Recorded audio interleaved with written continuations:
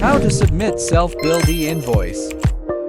Hi everyone, Jason is here. So continuing from the last video where I've fully demonstrated how to submit consolidated e-invoice to LHDN portal and why should we submit this consolidated e-invoice. If you haven't checked out the video, please make sure to check it out before moving towards this episode.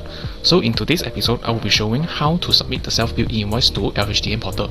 So what is the situation that we need to submit this self-billed e-invoice to our government portal, which is situation 1, where the supplier cannot provide us any e-invoice number. The reason might be because of this particular supplier haven't yet to start implement this e-invoice. That's why they cannot provide us e-invoice, right? That's why we need to submit this self-billed e-invoice in order to act as a proof to government that we have this particular transaction with this supplier. So how can we submit this self-billed e-invoice? First, we go to purchase and then create a new purchase invoice.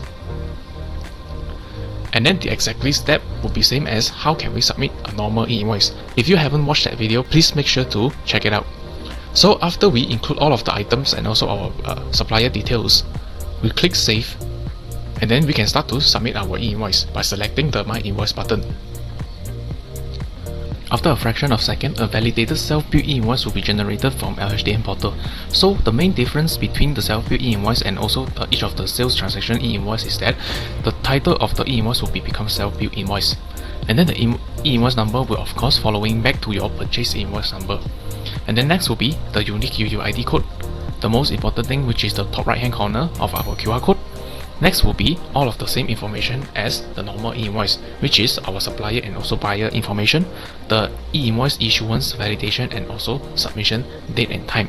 So this is how you can submit each one by one self-billed e-invoice. So in the next video, I will show how to submit consolidated self-billed e-invoice to LHDN portal. So stay tuned for more.